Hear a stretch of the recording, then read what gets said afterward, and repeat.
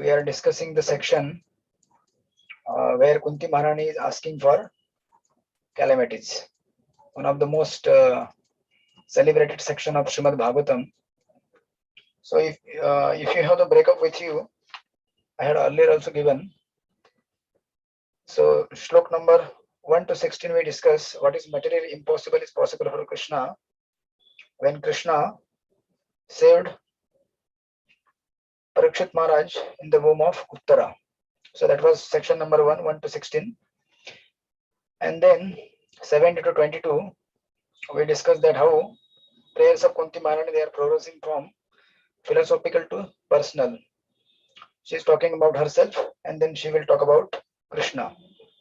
And in the third section, that is 23rd to 25, we will discuss some verses we already discussed, that material adversity makes spiritual opportunity a necessity. So in that, I think we had already discussed verse number 24, right? No, Prabhuji, we have to do 23 from today. Oh, really? 23rd? Yes, Prabhuji. Okay. So we have to start that section. Okay, fine. Okay. Are you all with me? Janmashtami and Prabhupada festival is over? Yes, Prabhuji. Okay. Hare Krishna, Hare Bol. So, yeah, starting from verse number 23. Yatha Rishikesh Khalena Devaki Kamsena Ruddhati Chiram Shucharpita Vimochitaham Sasahatmaja Vibho Tujayanathena Muhur Vipadganat. Yeah. Aruna Sumukhi Mataji, can you read the translation? Verse number 23rd. Hare Krishna. Hare Krishna. O Rishikesha, master of the senses of the Lord of Lords, you have released your mother, Devaki, who was long imprisoned and distressed by the envious King Kamsa, and me and my children from a series of constant dangers. Hare Krishna. Okay. Now, from this verse onwards, she will describe how Krishna intervened in her life. And then she will conclude that in the 25th famous prayer. But before that, she's just listing from this verse 23rd and 24th, how Krishna intervened in her life and in the life of Pandavas to protect, these pious souls. Prabhupada in the purport, he writes, you can give this purport the title, verse number 23rd, why Lord puts devotees in helpless condition. So this will be the theme actually till the verse number even 26, 27, 28 as we move ahead. This is the basically theme, that why Lord puts devotees in helpless condition and what is the reason for that.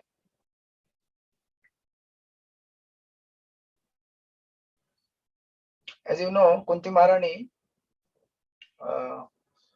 she was a royal lady as the Vasudeva and Devaki, right? Devaki also, she was a royal lady. So they belong to a very aristocratic living. But you can see in their life, almost for decades or more than that, Vasudeva and Devaki, they were imprisoned. Similarly, Kunti Maharani and the Pandavas, they had to go through a lot of struggle and sufferings. And why she is highlighting that part of her life specifically? See, this is Srimad Bhagavatam. Srimad Bhagavatam is not actually depicting the happy part of devotee's life. You can see, mostly when we talk about our life, we would like to share our good memories and happy moments, right? We generally talk about that. We don't talk about how I made the accident and this happened and that happened. At least when we are not devotees. When we are devotees, we may give equal weightage to all the aspects of life, happy or distressful. But entire Bhagavatam, you can see that all the pastimes or the stories of devotees, they describe how devotees went through struggle. So, those who want to expect some romantic and entertaining stories, they will be disappointed.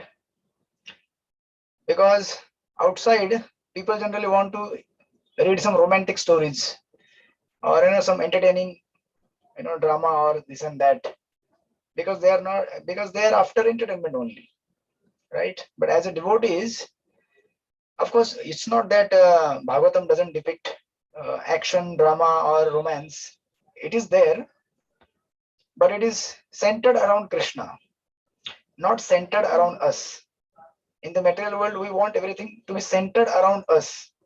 So whenever we go to see the movies in the theater, so when we see a villain is beating the hero, and that time, we perspire and we, become very emotional. Why? Because we think that I'm that hero and I'm been beaten. Because we identify with that.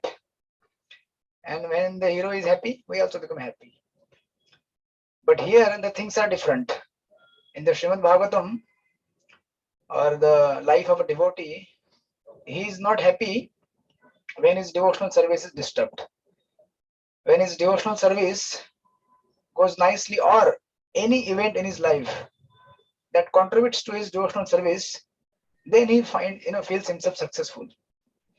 And that's why all the stories of Srimad Bhagavatam, if taken materially, from material point of view, are totally stories of failure. I mean, some of the stories you may say, like Dhruva Maharaj, you may say, okay, initially it was a failure, but then eventually it was a success. But then people may say, that this is one of the story. But all other stories, most of them, where devotees, they go through a lot of struggle, and then finally Krishna appears, and then finally Krishna gives something. So it may appear, not so much, because they are always in calculation mode. If I give this much, I'll get that much. So if they calculate the devotional service, they may say, I have to give so much and I will get this much. And this much, that they don't know that this much of devotional service is actually so much. So that's why these in the very beginning of Bhagavatam, these pairs of Queen Kunti, they reveal that what is the subject matter of Bhagavatam and how we are supposed to approach Bhagavatam. That's why the initial 6 chapters, they are very foundationals. Therefore, in the second chapter, you may have read, Savai Pumsam Paro Dharma Yatho Bhaktir Adukshaje Ahetuke Apratihata Yatma Suprasidati. If you want to satisfy your soul, you have to perform Ahetuke and Apratihata devotional service, unmotivated, uninterrupted, in any condition. Like the Kunti Maharani's example here is given. She is listing all the things she has gone through, and you will find that it was never a time that her faith on Krishna was challenged. Oh, how come Krishna is not coming to help us, or why this is happening to us, why that is happening to us. She never complained that. She went through that, and she now will admit, in fact, later, that I'm happy to get such calamities and I would like to welcome them. So this is Srimad Bhagavatam, completely different than what we have read in our material life, the literatures, novels, or the stories or dramas, or whatever we have gone through as a part of our life. It completely different dimension. So here she is listing that you have released your mother Devki, who was long imprisoned, and not only she is giving the example of Vasudha Devki, but she also says that me and my children from a series of constant dangers. And Prabhupada in the purport, he highlights, if you go to the middle of the purport, Prabhupada writes that Kunti Devi was shown far more favor because Lord Krishna did not save the other children of Devaki, whereas he saved the children of Kunti Devi.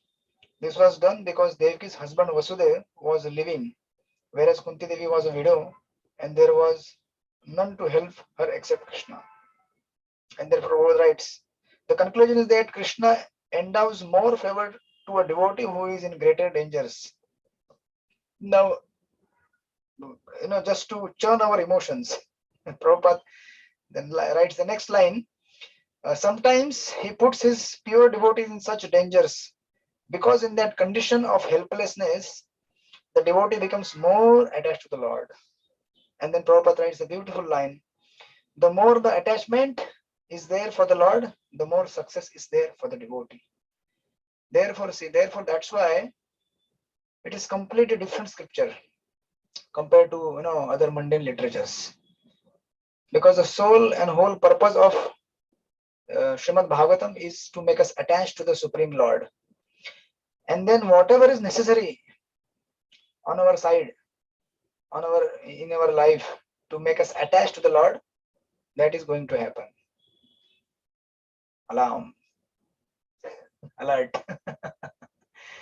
You will be surprised to see in your life how you may have expected this thing will go that way, but that didn't go that way. It completely went the other way. Because Krishna wanted that to happen like that. Why? Because he wanted you to make attached to him. Because if that thing would not have gone that way, you may not become attached to the Lord. Therefore, everything and anything that happens in our life, we have to interpret in only one sentence. That whether a particular situation is making me, helping me go closer to Krishna or not. If it is helping us to go closer to Krishna, then that is a success. Then that's the best thing that has happened. And if it is not helping us to go closer to Krishna, then that's the worst thing that has happened. And accordingly, we have to then rectify the situation.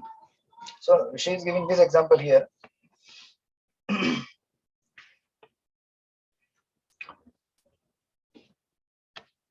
Actually, if you see the entire Mahabharata, entire lifetime of Pandavas, their entire childhood was spent in suffering. Their entire youth was also spent in suffering. The later part of their life, they were living little comfortably when Yudhishthira Maharaj was enthroned, and that too with the pain of, Yudhishthira Maharaj. You will see in the ahead in Bhagavatam, he will lament for destruction of so many of his kinsmen. So with that, they lived. Actually, in one sense, you may say then that actually there was, not much happy life for them. As we expect, happy life means what? My childhood was very happy. Then I grew. Then I went to the school. Then I, got a job. Then I married. Everything was so nice, successful, happy. But what Pandavas they went through, right from their birth, living in the forest. Then so many attempts, to destroy them by the Kauravas. Then all that, fight with the throne of the royal, that palace. And then Vanvas for so many years. And then this great Mahabharata war. I mean, if we are there in that place, we will hardly say that I have some, happy moments in my life. But actually, the definition of happiness is totally different. For Pandavas, happiness is when they are connected to Krishna. That's the spiritual level of happiness they were experiencing. And therefore, all this external, so-called distress or so-called, times of calamity, they were actually not, giving them any distress in that sense. Right. So now in the next verse, then Kunti Maharani lists so many of the things that they went through. This is another popular shloka. Vishan Mahagane Purushad Darshanat Asat Sabhaya Vanavasa Krichyata Mridhe Mridhe Mridhe Mridhe Nek Maharathastro Draunyas Trastasmach Hare Abhirakshitat. Yeah, who would like to read? Vimla Mataji, can you read? Yeah. Prabhuji, today I don't have the book. Oh, okay, fine, no problem. Surya Dhaksha Prabhuji, can you read? Yes, Prabhuji. Hare Krishna, Prabhuji. Dandat Pranam, Prabhuji. Dandat Pranam. My dear Krishna, your Lordship has protected us from a poisoned cake. from a great fire, from cannibals, from the vicious assembly, from sufferings during our exile in the forest, and from the battle where great generals fought. And now you have saved us from the weapon of Ashwathama. Hare Krishna, Prabhuji. Okay. Dandavat Pranam. So can you imagine, right from their birth till they, by this time the Mahabharata war is over, right? And Yudhishthira Maharaj is to be enthroned as the emperor of the planet. So from that time till this time, she's listing all the, calamities, beginning from poisoning of the Bhima. Can you imagine the small childrens if they are playing together and one of your, neighbor's child, he tries to poison your child. You can't expect that. I mean, small children, they have such mentality. This was the level of discomfort, or you may say the mistreatment they were going through. And it's not that they are relatives actually. Pandavas and Kauravas, they are brothers. If your brother he tries to kill you, how you will feel?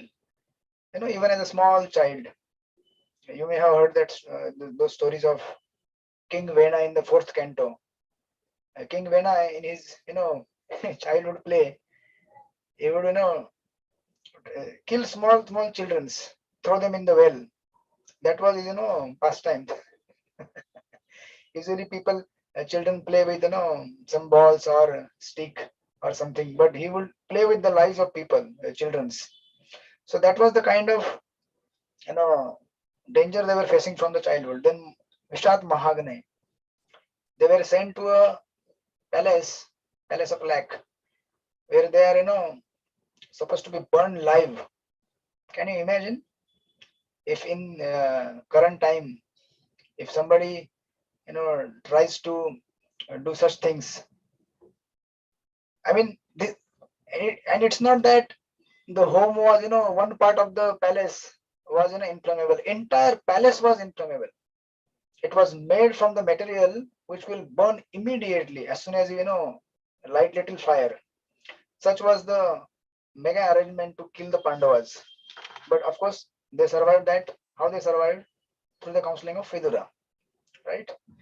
So that also Prabhupada will enlist in the purport, and Kunti Maharani will also admit later that either Krishna or Krishna sent his devotees to help them. Then Purushada Darshanat. This is man eating cannibals. You may have heard that stories of those stories of Hidimbasur and Bakasur. Bakasur in the Ekachakra village. And then later Asat Sabhayam, when Draupadi was attempted to be disrobed in that vicious assembly, where no one actually tried to save Draupadi. Not even Bhishma, not even Drona. Bhishma was he was the best well-wisher of Pandavas, but even he could not do anything. Can you imagine the level of helplessness? And then finally Mahabharata war. The entire Mahabharata war, if Krishna was not there, it was not possible for Pandavas to win over, because on the other side there were all these big Maharathis, Bhishma, Drona, Karna, and so many lakhs of soldiers. And finally, when they win that battle with the help of Lord Krishna, and they thought now everything is settled, but still nothing was settled. Then Ashwathama came in picture. He will come again. In the 7th chapter you have studied it. And Ashwathama tried to kill the last descendant of Pandavas. So like that, she is enlisting all these calamities she has gone through. Prabhupada also writes in the purport, the list of dangerous encounters is submitted herein, one by one. Devaki was once put into difficulty by her envious brother. Otherwise, she was well, Vasudeva and Devaki. But Kunti Devi and her sons were put into into one difficulty after another for years and years together. if this happens to you, will you continue Hare Krishna chanting?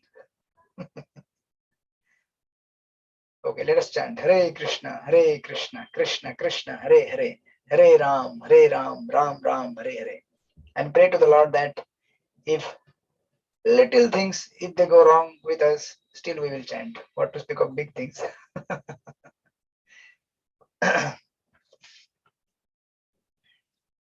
And then Prabhupada writes, they were put into trouble by Duryodhana and his party due to the kingdom, and each and every time the sons of Kunti were saved by the Lord. Like that, Prabhupada gives the list, and then finally he writes, at last, even when everything was done away, there was the Brahmastra used by son of Dronacharya to kill the child within the womb of Uttara. Like that. Now, after enlisting all these things, in most of these incidences, you will find Krishna was not directly present, except for Mahabharata war and this Ashwatthama episode. Most of the cases, he was not there. So in our life also, it is not that every time Krishna will be personally present. Then how he will save us? This one beautiful acronym is given by Chaitanya Chari Prabhu. We'll just share that. This words protect, P-R-O-T-E-C-T, protect is the word, and then he elaborates one by one. So how Krishna saves us in different situations and times. So first he says P means this is personal protection.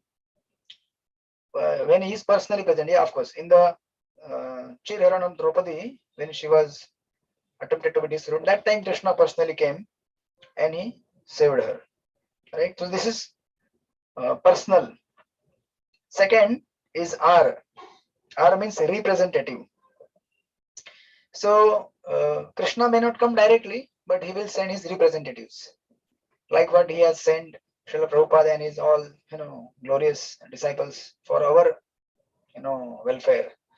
In case of Pandavas, when they were being attempted to be burned in a lack of house, then through the council of Vidura, they were saved, right? So this is representatives.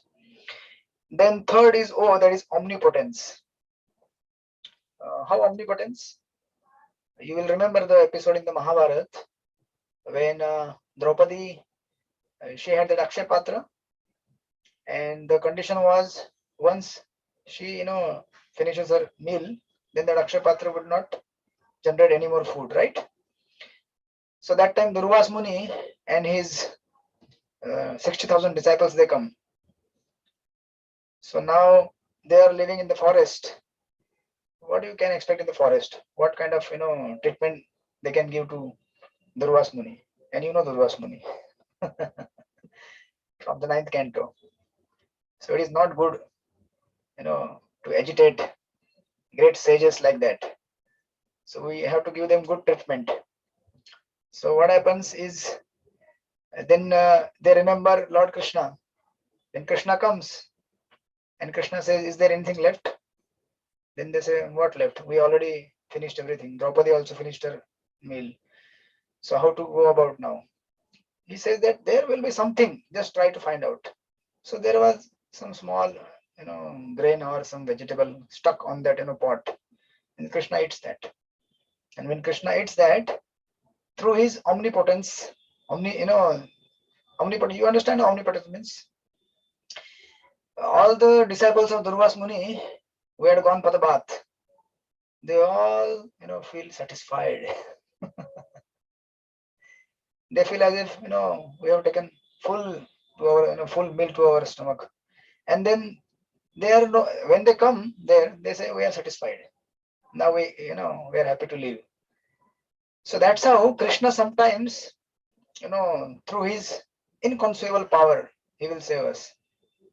Actually, it is Prabhupada many times gives this example in his purports. If you water the root of the tree, all the trees, branches, flowers, leaves, they are all nourished. So Krishna is the root of the existence. But in Akshay Patra incident, yeah, somebody is going to, we can discuss that later. So if we water the root, all the branches, leaves, everything will be nourished automatically. So this was the omnipotence. And then T stands for teaching, right? So how did the teaching came in to rescue Pandavas? When?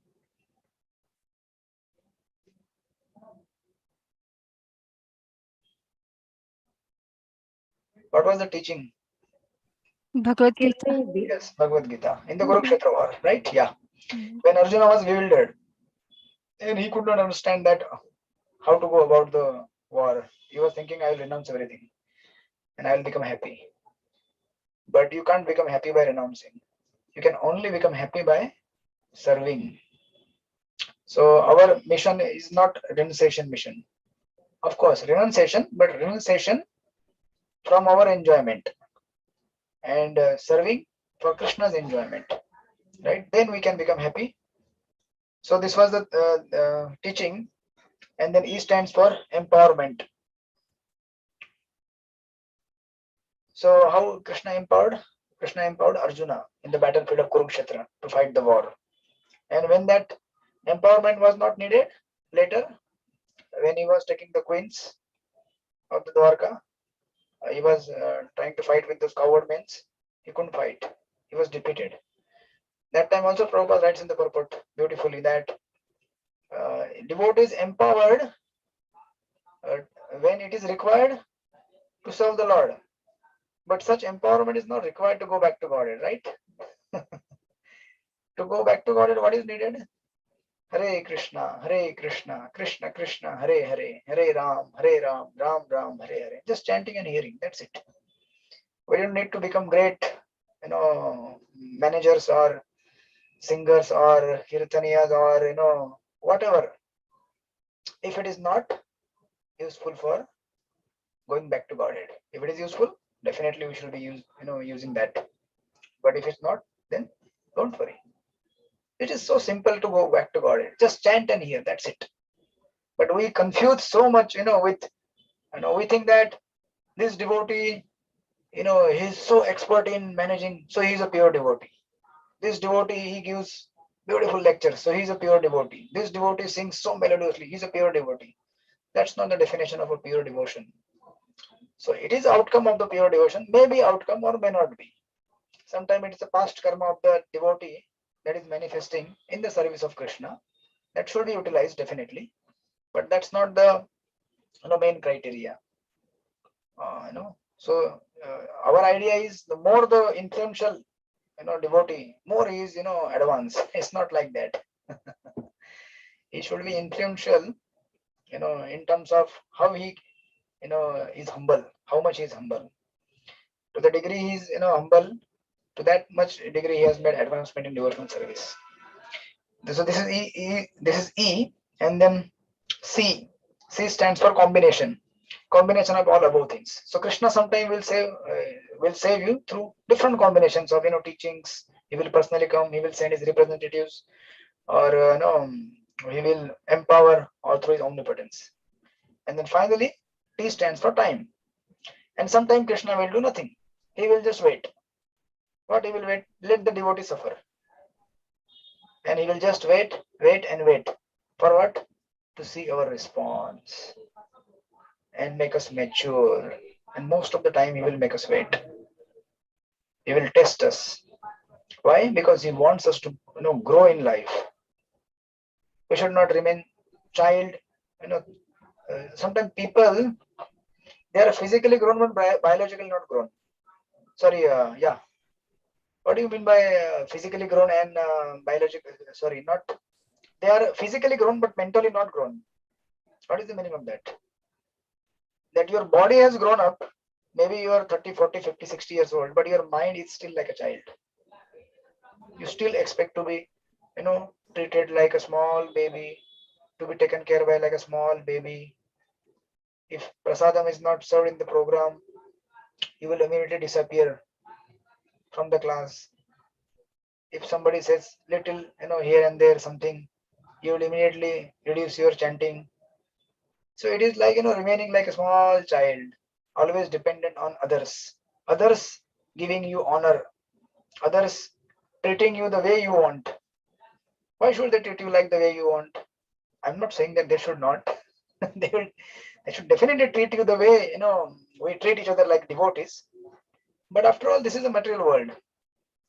We can't expect everything to go goody all the time. So that's why this Bhagavatam, extreme examples. Just imagine you are in the place of Kunti Maharani. You can't imagine also. You can't imagine actually. But we can learn few principles from here, that this is how we have to be, we have to live like a devotee. So Krishna will let us go through the problem. He will not give any solution. Then what is the solution? How he will save us? He will save us by making us mature. And at one point of time you will realize that solution for my problem will not be available through at the material platform. I have to transcend that situation, then only I can go beyond this problem. And most of the time we have to be like that, because many of the problems, they can't be solved at material platform. We have to raise our consciousness, and that's why this is the most important. We have to raise our understanding, raise our vision, our aspirations. Because actually material level of reality is actually always going to be problem filled, isn't it? In material life, there are always going to be, how many times you will ask Krishna, come and solve this problem, come and do this. Krishna will say, better you come to me, na? Then all problems will be solved at once. Why should I come again and again and again and again? And how many times I will come? I'm busy, doing my pastimes with devotees in the Golok Vrindavan. Why are you disturbing me again and again? Don't disturb me. Better you come to me. Then your problems will be solved. So therefore, we have to actually raise our vision at one point of time. We can't, remain like a small child. So that's why when we go through the testing times, and it will appear that Krishna is not helping me. I had this problem and Krishna did not solve this. Actually, Krishna is solving that problem by, helping you realize that this is the material world. You have to get out from here. You can't expect, all the time miracles.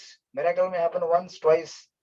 And that too, if that is favorable for your Krishna consciousness, Krishna will let it happen. If it's not favorable, it will not happen. So better we transcend, this material level of problems, and we raise our consciousness by chanting Hare Krishna, Krishna Krishna, Hare Hare, Hare Ram, Ram Ram, Hare Hare. So like that, he will help us through this, this beautiful acronym, this protect, all this list Kunti Maharani is giving. And then now finally she will speak the most celebrated verse of the Bhagavatam. Vipada Shantuta Shashvat Tatra Tatra Jagadguru Bhavato Darshanam Yatsat Apunar Bhava Darshanam. Yeah. Rakshadaya Mataji, please read. Hare Krishna Prabhuji, Dandat Pranam. I wish that all those calamities would happen again and again, so that we could see you again and again. For seeing you means that we will no longer see repeated birth and death. Hare Krishna. Okay, Hare Krishna. Yeah, you can give title to this purport, purpose of calamities. Purpose of calamities.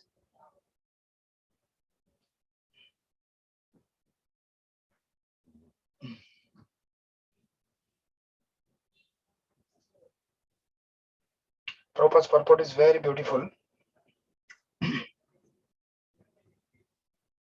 Prabhupada writes, generally the distress, the needy, the intelligent and the inquisitive. Artho, Artharthi, that Bhagavad Gita verse.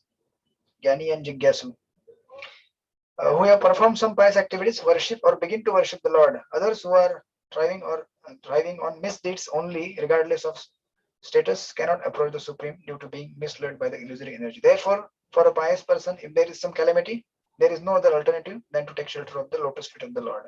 And that's why calamities, they come to help us take shelter of the Lord. Because if somebody is pious, he will naturally seek shelter of the Lord, right?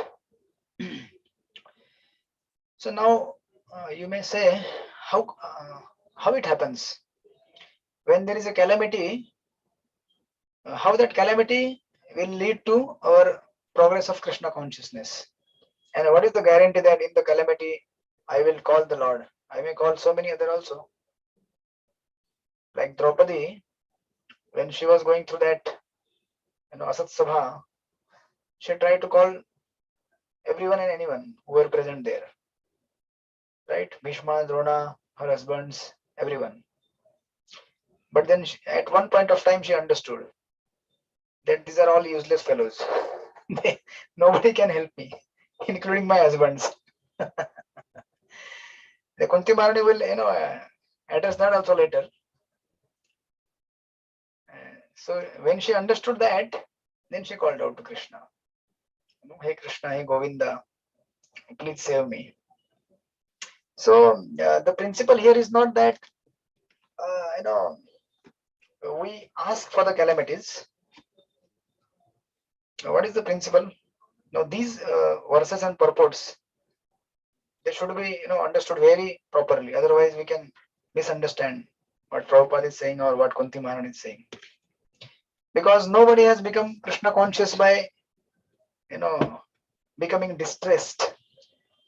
If you are distressed today, can you properly study Bhagavatam? Can you attentively hear? No, definitely not. So what is the understanding here? Does distress is equal to success in spiritual life? So there is a proper science behind this, and we have to understand it. By scrutinizing and studying the purports of Prabhupada here. Prabhupada here in the second paragraph writes, one who has taken shelter, before analyzing that, we'll read 2 points here. One who has taken, second paragraph Prabhupada writes, one who has taken shelter of the lotus feet of the Lord, which are accepted as the most suitable boat for crossing the ocean of nescience, can achieve liberation as easily as one leaps over the holes made by the hoofs of a calf. Such persons are meant to reside in the abode of the Lord, and they have nothing to do with a place where there is danger in every step. Now, in each and every calamity that we go through, if somehow or other we can connect and call to the Lord, then what will happen? See, I'll give one example. In this world, we crave for so many material things, right? Say, for example, so this is a keypad phone, okay? I don't think many of you are using this keypad phone in this age. So suppose 10 or 12 or 20 years back, this keypad phone was very valuable. Was considered, wow, you have phone, mobile phone. At first in India, Reliance had introduced this Reliance India mobile. 10,000 rupees that time. I remember because I was doing marketing in my early college after I passed out. So that time this was considered a great asset for communication. But now this has no value actually. Smartphones, they are considered more advanced. So suppose at that time we were craving for this, but now we have smartphones. Now this has no more value, right? Because now there is a higher taste in smartphones. So as soon as we get the higher taste, then the lower things, they actually become lower. Doesn't appear bigger or the ones which we promise pleasures. So similarly in this world, when we are hankering for lower kind of pleasures, if we can somehow get the higher pleasure, these lower pleasures, they become, tasteless. So here, when we are in distress or any situation, but especially here, distress condition, if somehow we can connect to Krishna, in Krishna we can experience the greatest pleasure beyond all the material miseries and calamities we are going through.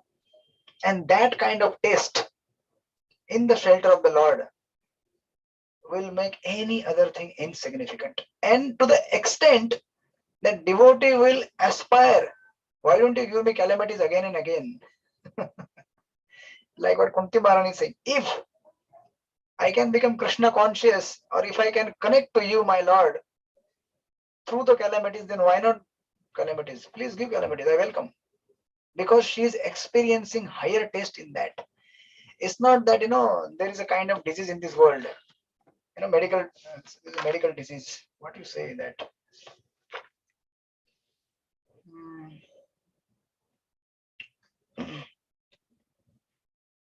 This is very difficult to pronounce. Mastocytosis. Mastocytosis. Is there anyone here medical person? No. So this is a kind of disease where a person finds, pleasure by hurting himself. A kind of a disease. Kunti Maharani is not asking like that. She is not psychologically, psycho or some, diseased person. But because calling to the Lord connects, helping her to connect to the Lord. And as soon as she is connecting to the Lord, there is a param drashtva, there is a higher taste. And because of the higher taste, and see, this is a contrast actually. She is asking that, oh my Lord, be visible to us. Please give your darshan. As soon as there is darshan of Lord, there is no calamity actually. So how come she is very intelligent actually, in one sense? Are you getting me? She is saying that give me calamities. But as soon as the calamities come, then she is calling Krishna. As soon as Krishna is there, there is no calamity. Are you getting me or not? Vimala Mataji, you are not getting it. Okay. She is very intelligent in the sense that she knows that if there is calamity, Krishna will feel compassionate on me and he will come. If there is some calamity on me. And as soon as Krishna comes, there is no calamity. There is a reverse logic actually. But anyways, whether you get it or not, but the point is, as soon as we connect to the Lord, in any situation we call to the Lord, when we connect to the Lord, we will feel the highest pleasure. That's why I see Bhaktivinoda Thakur's, one of the prayer, he says that in your service, when there is a distress, actually that is not distress, but that is happiness. I'm not remember the exact, those Bengali, just a minute.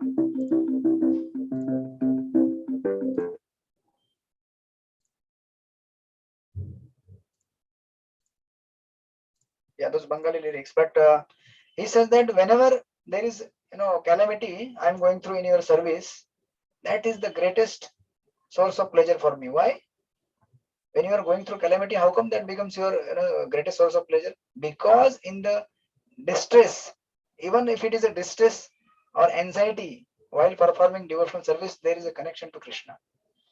And as soon as there is connection to Krishna, there is a pleasure. Why? Because Krishna is the source of all pleasure. As soon as we connect to Krishna, we become happy, satisfied, peaceful. That's why in the beginning only in the class I said, no, Bhakti is a totally different science than what outsiders they pursue. They feel devotee is going through cancer, but how can he smile? You have seen the examples of Bhakti Siddhanta Maharaj and so many devotees. Amid so many painful situations in their through their body, but still they are blissful. They are able to chant Hare Krishna. They are smiling. Why? Because they are experiencing Krishna in that. And sometime it is required for us. Yeah, sukhe dukhe bolo na koi, bhajane hari naam koro re. Yeah. Yes. Thank you. So therefore, this is a totally different science. And now here, now this is one part. to explain. The another part is when purification happens. We all say no that we chant every day, we discuss Bhagavatam, we serve, but there is little purification, and sometimes there is a good amount of purification. Why this happens? See, whenever we are going through some calamity or problem, whenever all material shelters are taken away, that time actually this theme is just coming in the next verse. But this is a kind of prelude to that. When our material shelters are taken away and we have no one to turn except for Lord, that time we can actually very, very feelingly, can call to Krishna. Just remember your chanting when everything is so nice in your home, well settled. And you're chanting when you're going through some problem and you're seeking Krishna, please help me. Krishna, please help me. That time the chanting is really, real chanting.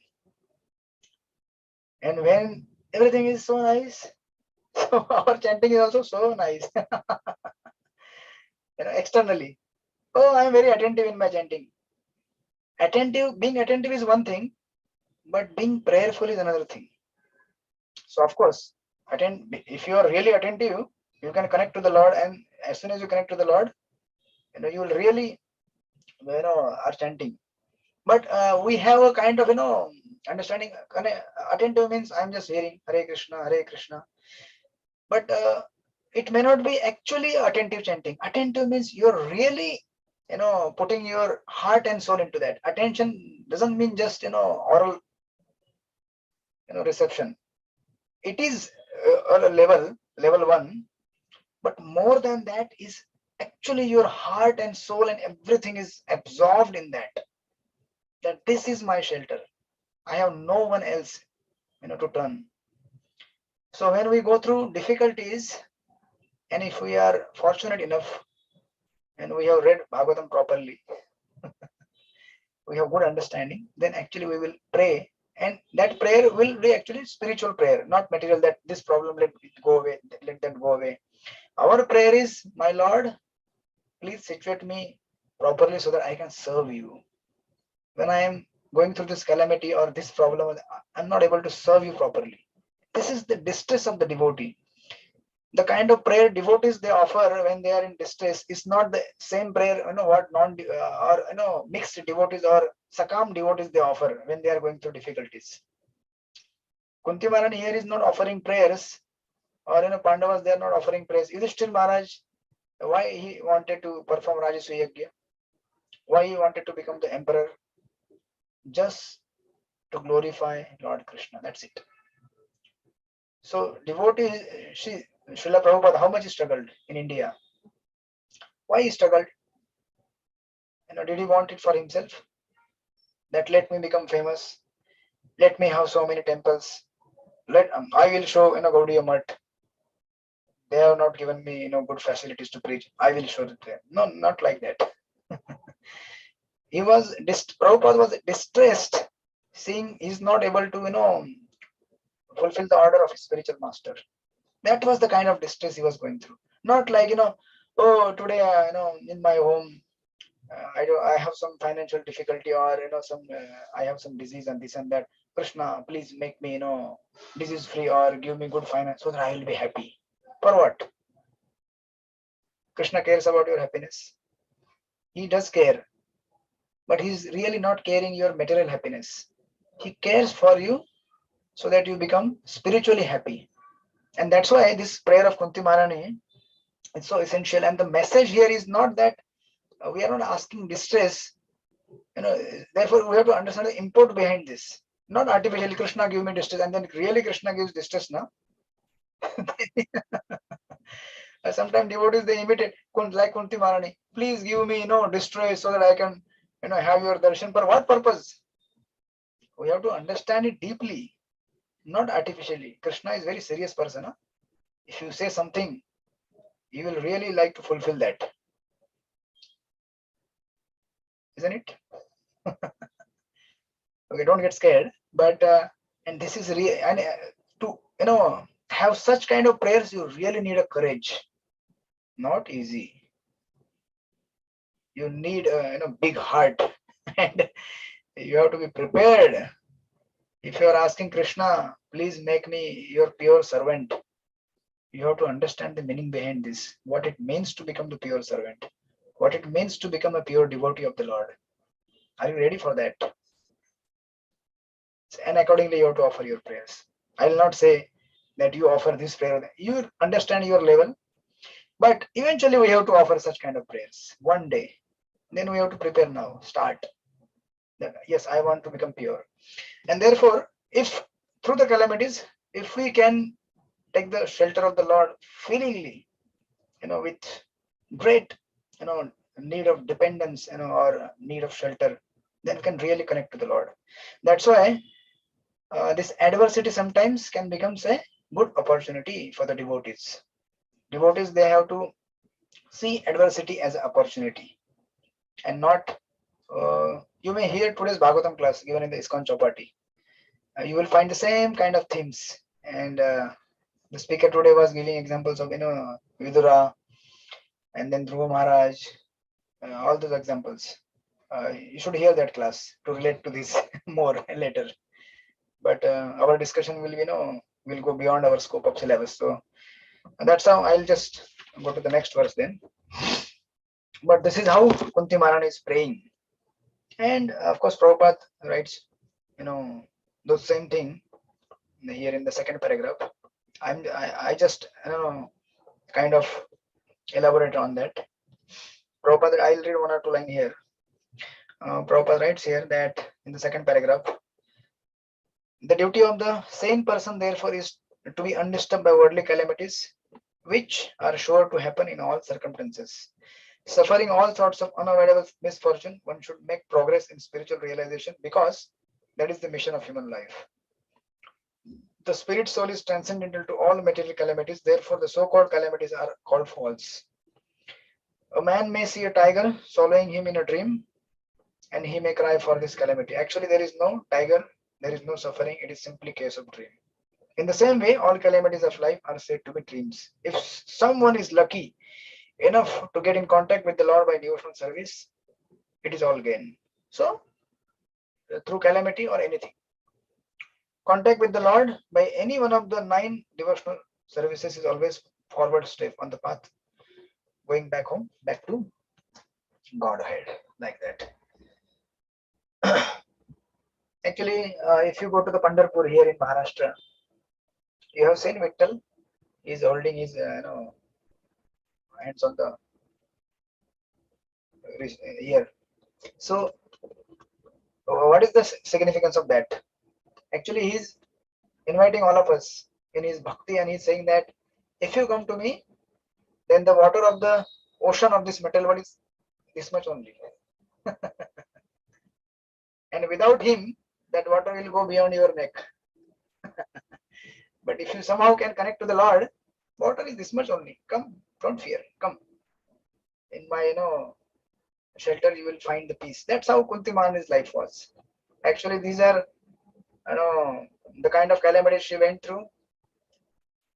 Actually, even the greatest of the warriors, all the Pandavas, they were the greatest of the archers or big warriors. But they, it's not materially possible to solve these problems. There has to be a spiritual vision for that. So if you see the entire Mahabharata or Kurukshetra war, there is a message that physically this war was fought, right? But actually, if you see in a deeper sense, there is a war at spiritual level also, and psychological level also. There are different levels the war was fought. In the beginning of Bhagavad Gita, you may have studied that in the first chapter. So we'll not go into that. But here Kunti Maharani is just analyzing all those events. And in the next 26th verse, now she will elaborate this theme more. Janma Aishwarya Shrushibhir Edhamana Madapuman Naivar Harti Abhidhatum Vai Tvam Akinchana Gochara. Who will like to read? Venkatesh Avatar Prabhu, can you read? Hare Krishna Prabhuji. Yeah, Hare Dandavat Pranam. Krishna. Srila Prabhupada ki jai. My Lord, your Lordship can easily be approached, but only by those who are materially exhausted. One who is on the path of material progress, trying to improve himself with a respectable percentage, great opulence, high education, and bodily beauty, cannot approach you with the sincere feeling. Yeah. Hare So now she is again elaborating on the theme of the previous verse. We can give title to this purport: Secret of Offenseless Chanting. Secret of Offenseless Chanting.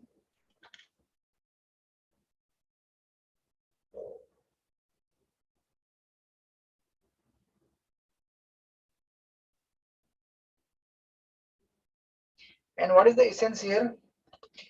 The essence is, she is recognizing or realizing that comfort in material life or freedom from problems is okay. All of us want that, right? Freedom from problems, a comfortable life. But even more important than this is the shelter of Krishna. Are you getting me? Materially, we will be comfortable. Now we compare the two situations. In one situation, you will be materially well situated, comfortable, and in another situation, you are sheltered in Krishna, but you are materially not comfortable. Which situation is better? The later one, right? You may be going through materially, some problems, but you are sheltered in Krishna. Then eventually, that is going to give you permanent solution to all the problems of life. And here, a person may be materially comfortable, but that material peace and prosperity is not stable actually. He is not on the stable platform. That will be shaken at any time. And in the Kali Yuga, it is shaken unexpectedly at any moment without your, being given notice. That's the beginning of the Bhagavatam, Parikshit Maharaj. He was cursed, unexpected. All the pastimes of Bhagavatam, they're unexpected, calamities. So Kunti Maharani is analyzing that better I may be in problem, but I am sheltered in Krishna. So here, these four things are listed. Janma, Aishwarya, Shruta, and Shri. Janma means good birth. So now it is not a matter of great concern in the modern time, Janma, because we all are Shudras. Anyways, less than Shudras. But in the previous time, Janma was considered important as per the Varnashram. So, but Prabhupada gives one interesting thing here in the purport. Not here, somewhere he gives that in the modern time, he gives the parallel understanding of that compared to the Varnashram, that people nowadays want to be born in the America or London. Basically, they want to be born in a city or a country which is prosperous. So that kind of Janma is considered great. And the birth in Somalia or birth in Pakistan is not considered great. So a kind of comparison we can have. So we want to be born in opulent family, opulent country, opulent society, Janma. And then Aishwarya means all the opulences. We want to have good opulence. Shri means learning. We all want to have good learnings. And Shri means good looking, Shruta means learning. We all want to be good, learned person. But then the problem with all these things is, as soon as, because these are the four things which give you, which give power. Gaurang Paul's one famous statement, he always says that in this world, people are mad after power and pleasure. People want to be powerful and people want to enjoy pleasure. Right? That's what the story of all the demons in the past, Ravana, Kumbhakarna, Shishupal, or Duryodhan, all of them wanted to become powerful and enjoy sense gratification. And these four things, they make us powerful. So it's not the problem that you may possess these things. Now see, therefore I am telling you again and again that The purport and import of all these verses is not that we should not possess these things. We are not against these things. If we have good opulence, good learnings, good beauty, everything is okay. But then we have to understand it's not okay. If our consciousness is not okay, there is one book. Prabhupada used to, one disciple, he said, Prabhupada, one person he has written book, I am okay, you are okay. Prabhupada said, you are not okay because you are not serving Krishna. I am okay because I am serving Krishna. So you may have all these things, but if they make you proud, then that's the big problem. And 99.999% they make us proud. Even if we come to the devotional service, we become proud of our sadhana. Even Radharani Maharaj says that devotees even become proud of how they can, nicely wear the dhoti, how nicely they can honor the prasadam, how nicely they can put up the tilak. Maya is very subtle. So therefore, see, Maharaj says that to counter, to overcome Maya, we need to have good sadhana, right? Hare Krishna, Krishna Krishna, Hare Hare, Hare Ram, Ram Ram, Hare Hare. Good sadhana is important. But even good sadhana is not sufficient. That doesn't mean we should not have good sadhana. Good sadhana is compulsory. But even good sadhana is not sufficient to overcome the influence of Maya, because through that good sadhana also you will become proud.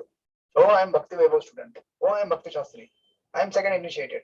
I am first initiated. I am so and so. I am disciple of this Maharaj. I am that Maharaj, and this and that and that and that. So many things.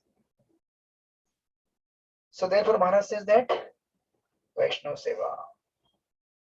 So we should have a good sadhana, and to digest that sadhana, we should serve very humbly. And that's why Chaitanya Mahaprabhu has given this important verse, Trunadapi Samichena Tarodapi Savishnuna. And then you will have Kirtaniya Sadhari. Otherwise you can't chant constantly. Your chanting will be disturbed. If somebody dishonors you, if somebody mistreats you, you will say, Arey, I am so big and big devotee. How can you treat me like this? From tomorrow, I will not chant. Why? Because my chanting was to impress others. My sadhana was to showcase my, so and so called external advancement of the devotional service. And therefore, the problem is not that we have these things, but the problem is we are thinking I am the possessor of these things. We are not possessors. We are, we have borrowed these things. Whatever beauty, whatever learning, opulence, everything, whatever we have is a, उसे हिंदी में कहते हैं उधार का. It's all borrowed from someone else, right? Borrowed from our parents, borrowed from the efforts of our caretakers, whoever, from childhood. All these things are developed within us through the efforts of our parents, through the efforts of society, through the efforts of spiritual master, and so and so and so and so. So we should never become proud of that. As soon as we become proud, and see, as soon as we become proud, we think I deserve. As soon as we think I deserve, and if I don't get so and so thing, then I offend. That's why pride leads to offense. And as soon as we offend, finished. Punarmushtika bhava. You are turned back to what? You were in the beginning of your ISKCON. Very, very not even ISKCON, pre-ISKCON. Therefore, when sometimes devotees they fall very badly. And they go back to their original bad habits. Why? Because Maharaj always says, the higher you go, the harder you fall. More will be the pain if you are not careful. So all these powers, prestige, and all these things which are given here. So Prabhupada in the purport, he gives beautiful understanding that how this is connected to the chanting. I'll just read out a few lines here. Prabhupada says that, but the result is that by possessing all these material assets, one becomes artificially puffed up, intoxicated by such temporary possessions. Consequently, Such a materially puffed up person are incapable of uttering the holy name of the Lord by addressing him feelingly. If we are proud, how we'll be able to chant with feeling? Because we are thinking, I am independent, I am powerful, I have control over so and so things. So we are not feeling I am I need the shelter, I need the care, I need the mercy of Krishna. We don't feel like that. And that's why whenever we have material assets with us, we have to be extremely careful. Any material asset, subtle or gross. Subtle means we may have good learning or good skills and this and that. Gross means we have a lot of money or other opulences. So these things, they can really make us fall from the devotional service if we are not careful. That's why Prabhupada says that if these things are with us and we become intoxicated, we can't chant properly. And the 4-5 lines ahead, Prabhupada writes, but there is a quality. Yeah. Then Prabhupada gives the quotation from scriptures that one chanting of the holy name can deliver. But that one chanting, how should be that one chanting? Prabhupada says, but there is a quality to such utterance also. It depends on the quality of feeling. A helpless man can feelingly utter the holy name of the Lord, whereas a man who utters the same holy name in a great material satisfaction cannot be so sincere. See this word, material satisfaction. So actually, we should not be fearful here that, oh, from tomorrow I need to renounce everything, all my learnings, all my opulences, finance. So should I go to the bank of the Yamuna, live under a tree, and then can I chant feelingly? No, it's not like that. It's not the change of your external situation, it's the change of your consciousness. You may be living in a big palace. All the devotees of the Bhagavatam, they were living in the palace only. Parikshit Maharaj, Ambrish Maharaj, Dhruva Maharaj, Prahlad Maharaj, they were all kings. Bali Maharaj. But they had change in their consciousness. They had the quality of their consciousness. That's important. External situations, as per our karma or as per the will of the Lord, we may have this or that or may not have. But then we have to change our consciousness like that. So like that, Prabhupada then elaborates on that purport.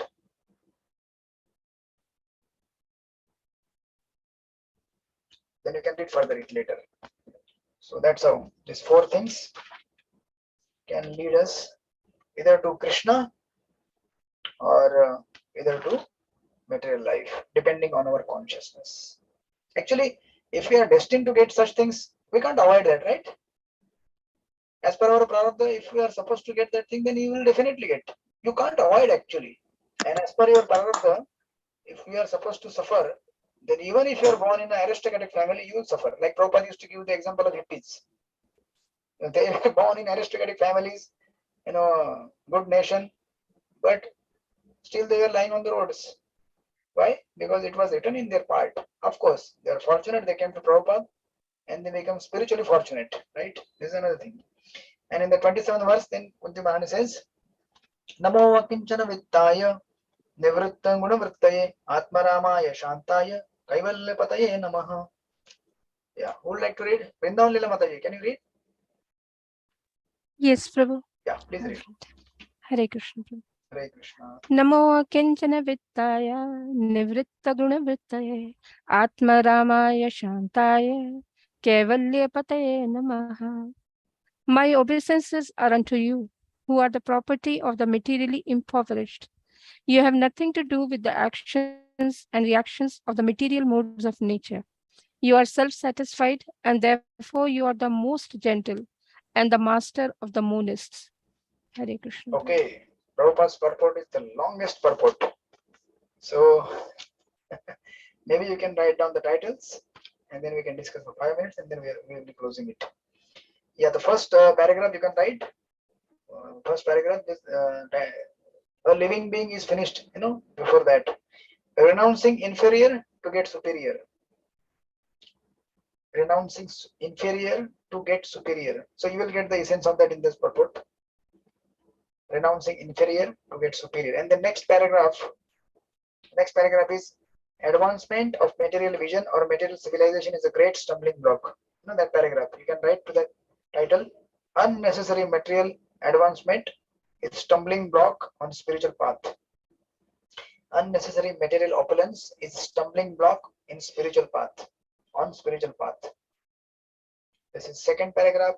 And then third paragraph, it begins with the Supreme Personality of Godhead has no direct connection with the material activities.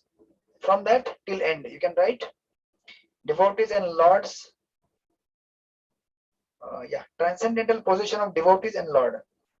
Transcendental position of the devotee and Lord.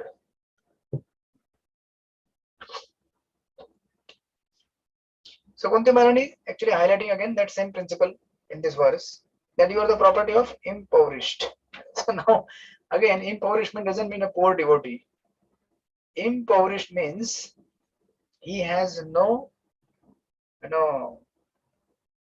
proprietorship on what anything that he has. So he may have small hut or he may have big palace, but he doesn't claim proprietorship over that. He's impoverished in that sense that he is not claiming proprietorship or possession of material assets, whatever he has, as per his karma, as per by the will of Krishna.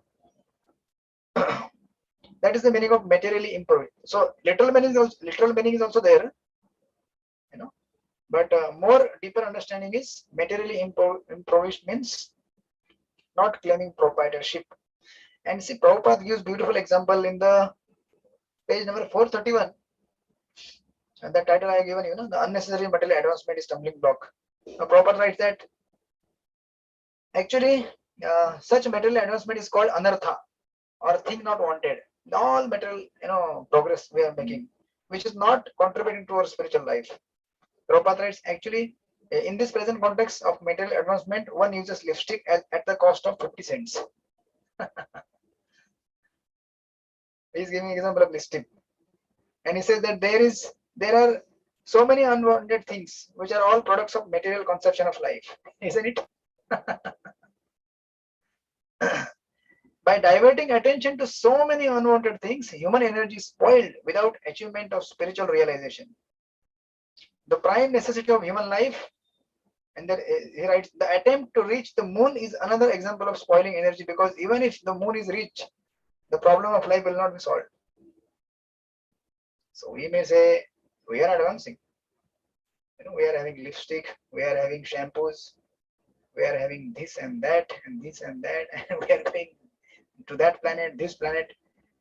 But all these efforts are not going to help you get out of the material world, right? Therefore, we have to understand that what is necessary and what is not necessary.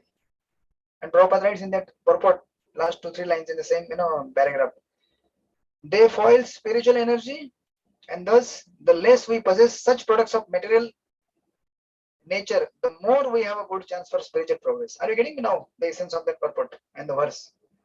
The more, where it is written? Yeah, I missed it. Yeah, the less we possess such product of material nature, the more we have good chance for spiritual progress. Now, what is less and what is more for each and every one of you is as per your socio culture.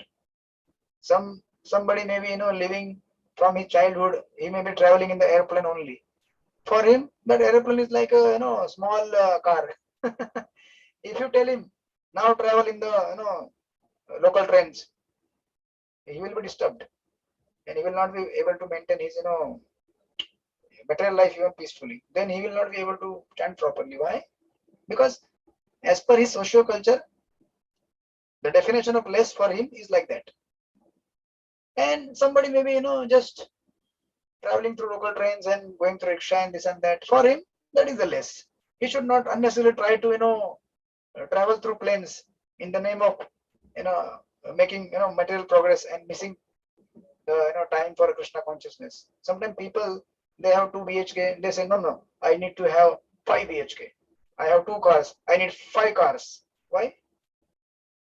If you are able to work with 2 cars, then that's it, no? because that's not the primary aim of your life. The thing is, you be comfortably. That's why Jivasa Tattva Jigyasa, Kamasa Nindriya Priti, Labu Jiveta Yavata. Whatever is required, necessary for your maintenance, you get that. But more than that, if you try to get, then this is the purpose of Prabhupada. The more we have, the less we have such products of material nature, the more we have good chance for spiritual progress. But then you have to define what is your less and what is your more, and not judge others. Otherwise, you may say, "Hey, that devotee is always, traveling in the business class. Why? Why can't he travel in economy class, save money and donate to temple?" I remember that is his need. He can't travel in the economy class because from his childhood he's been grown up in that atmosphere. And if you say him that you give up that, then he will be disturbed. That is his lifestyle. But you don't try to copy his lifestyle, thinking that he is traveling in the business class, so I'll also travel in the business class, and for that I'll work extra 4 hours. Why? Extra 4 hours you give to Krishna and try to solve, this so-called comparison of economy and business class, and go to the Krishna class, go to the Vaikuntha. Go beyond all these things. So like that. So that's why here Kunti Maharani says that, and this one more word here, Nivritta Gunavrittaye. Nivritta Gunavrittaye means devotees and the Lord. They are Nivritta. They are retired from what? Gunavrittaye. Guna means material modes, and Vritti means our, activities. As per, see, in this world, conditioned soul is acting under the influence of the material modes, right? But devotees, because of their bhakti to the Lord, they are free from the influence of the modes, and that's why it is said Nivritta Gunavrittaye, and that's why they can approach the Lord. And that's why Prabhupada in the purport mentions, I given the second title, third title, devotees and the Lord are there transcendental. So Prabhupada elaborates that in that purport, that the devotees, they have transcended the material situations because of being connected with the Lord. They are not connected with the mode, and as soon as we are detached from the mode, we can perform devotional service nicely, because then modes will not disturb us, they will not agitate us, like that. So we will stop here. It's already 1.5 hours. So we have spent a little more time on these verses because they are quite nectarian verses. Prabhupada's purport also very beautiful. We'll try to speed up in the next class, and we will speed up. Yeah, within 2-3 minutes. Anybody has any questions? Yeah, Vrindavan Mataji. Hare Krishna, Prabhu. Hare Krishna. Dandat Pranam. Dandat Pranam. Prabhu, in the 26th verse, here it is said like birth, opulence, education, beauty, and all. It's kind of not considered so favorable. But then many times we have seen, even Prabhupada has written in several places in his purport, that those who are not able to perfect their devotional life and they fall down, then they are given another opportunity to continue. And they may take birth in a Brahmana family or in a mercantile family. So how is it favorable if they are given birth in that kind of situation or in that kind of background? If it is not helpful, then Krishna is not helping them actually. Basically, it's going against. So how do we understand this, Prabhu? See, Krishna is always trying to help us. If in this lifetime we are hankering for these things, say for example, I'm hankering for good material opulence or sense gratification, then you have read that purport of Bhagavad Gita.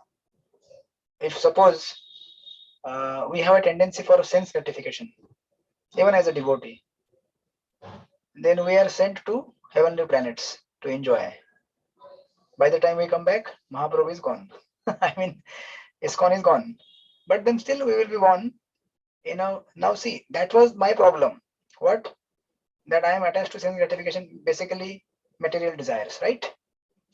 So such devotees, they desperately want, they are trying to serve Krishna, but at the same time they want material desires to be fulfilled, and they're not able to give up somehow, right? So such devotees are sent to heavenly planets. Then whenever they are taking next birth, on the earth planet, they will take birth in the family of a Brahmana.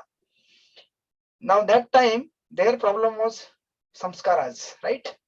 Material desires. So this time Krishna will say, okay, that was your problem.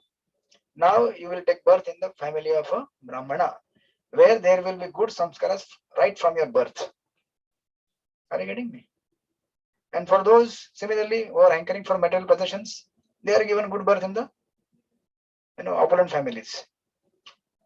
Because in this lifetime, I may struggle hard for earning money. I want money, and I may not give time to Krishna consciousness. So Krishna will notice that, and he will say, okay, that is your problem. Next time, you will get a good birth in an opulent family where you will not have to struggle for the money, and then you can focus on your Krishna consciousness. So these opportunities are given.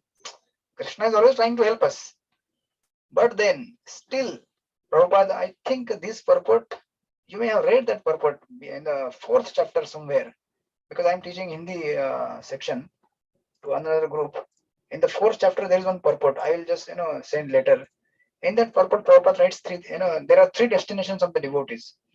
First, those fall from the bhakti, those who can't perfect their bhakti in this lifetime, they are given these 3 destinations. First is these Brahmana families, or second is these aristocratic families. But there is a third one who is even more fortunate than that. He is put into material calamity by the will of Krishna. This is the case of Kunti Maharani. I mean, it's not exactly the case of Kunti Maharani, but she is displaying the role of that she is given such problem, or we are given such problem, so that even in this lifetime we perfect. This is third great treatment by Krishna, and these third great not third great devotees, but third example of devotees is even more fortunate than these two. Why? Because as the Kunti Maharani is saying, even if we are born with these things like the Brahmana or family or still there is a chance of fall. Why? Because there can be n number of reasons. Maybe bad association or anything that can happen. Am I answering your question? Yes, sir. I'm listening. Yeah, to some extent, right? So Yes, your sir. question was, if they are born in the this and so family, how Krishna is helping them, right? But as per Gita, Krishna is helping them, right? And here Kunti Maharani is saying, this is not helping. Actually, this is going to be problematic, right? Because they will become proud. Yes. But now to reconcile that, I gave you the reference that why Krishna gives such birth to the devotees in so families, because that was their tendency. That's why whatever we desire, we have to carefully desire. Krishna is going to fulfill that. Some, whether in this lifetime or some or other, because that was our. Krishna loves us so much, and he wants us to fulfill our desires, right? Yes. Are you getting me? Is it reconciling somewhere? Like it's answering at the same time. There are few things which are not exactly resolved. Yeah. What is not resolved? Like then why this Krishna itself. gives such birth, right? Yeah. Like I here, told you, Kunti Maharani is very clearly saying like these are not so favorable. yeah, and It see, can lead to mother. Yeah, and another import of what Kunti Maharani says is not exactly that devotee should be impoverished, or he should be distressful. See, that's why you have to go to the deeper import. Another, externally it is there, literal meaning. Another understanding is that you may possess these things, but you should not claim proprietorship over that. You should not think that I am the possessor of these. See, in ISKCON, you have seen so many devotees who are opulent, who are very charismatic, are they not? Influential speakers, kirtaniyas, and they have worth crore and crore of rupees of or dollars of properties, but still they are good devotees. Why? Because they understand the essence of what is the meaning of this verse. Otherwise, if this verse is the guideline for our bhakti externally, then we all have to give up everything and go to Vrindavan and live under a tree, Kadamba tree next to the Yamuna river and chant Hare Krishna. But can we do that? We can't do that. No. So whatever you have, let it be there, but then don't claim proprietorship over that. That's the understanding at deeper level. Yes, I think this is a very important point. not claiming proprietorship. Yes, That's Krishna the is not saying. essence. Yeah, Krishna doesn't want you to, see in always struggling for your material existence. There is no food, there is no shelter, no home. Then will you be happy? Krishna doesn't want to become happy, distressed. He wants you to become Krishna conscious, and for that reason, whatever is necessary, either calamity or either prosperity, he will give you.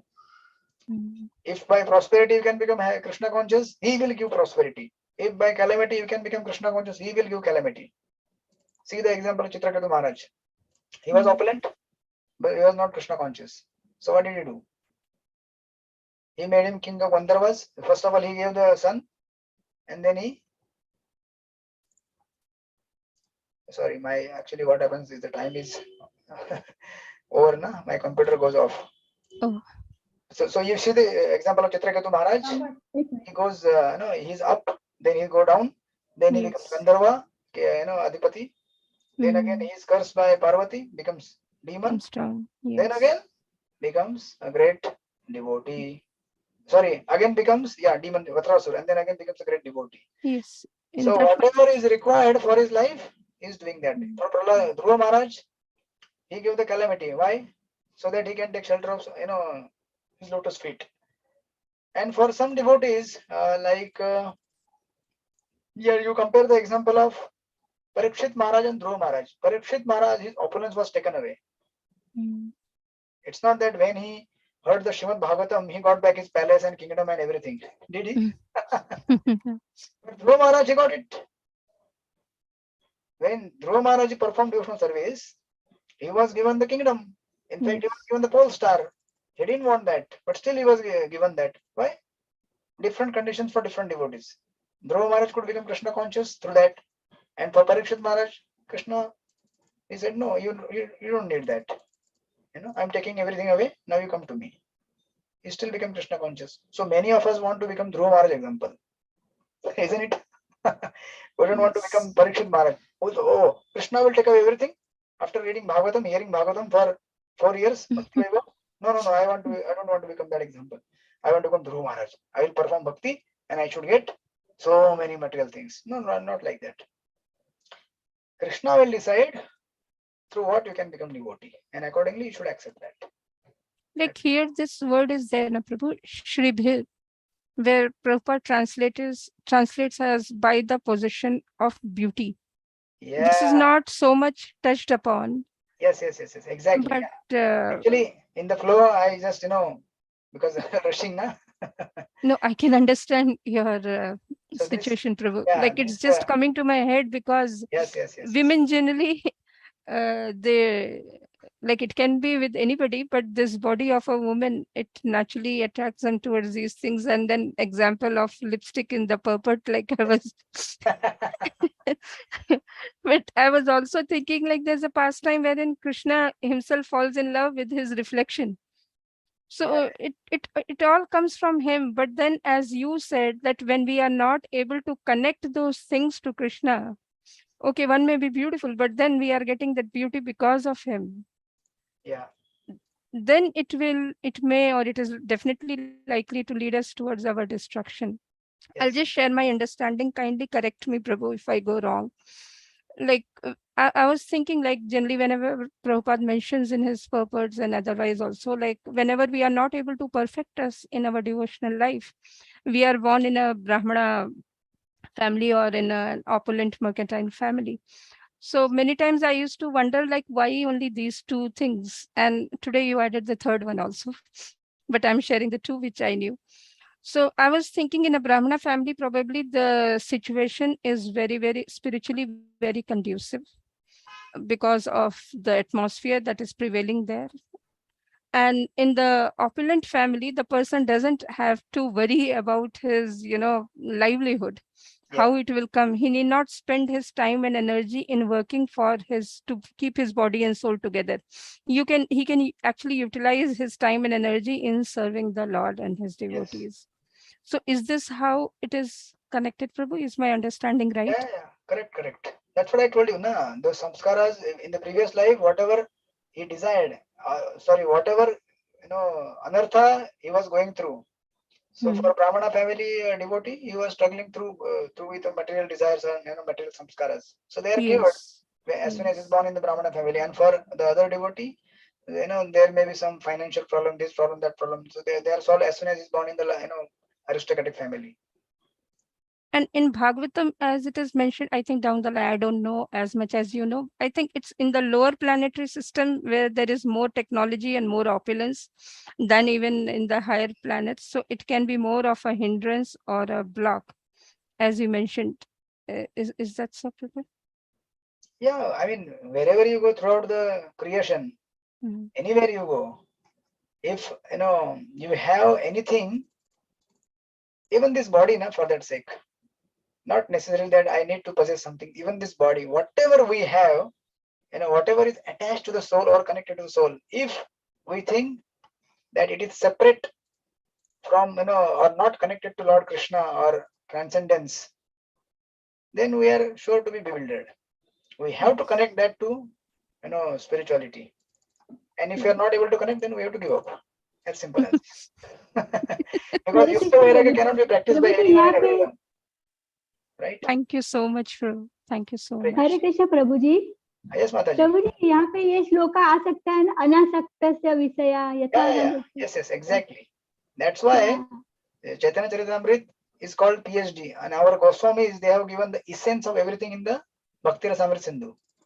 So when you study Bhakti Rasamrita Sindhu, you will clarify even these difficult things to reconcile. Yes, exactly. Thank you for bringing up that. Hare Krishna. Okay, so we will meet tomorrow, 7:30.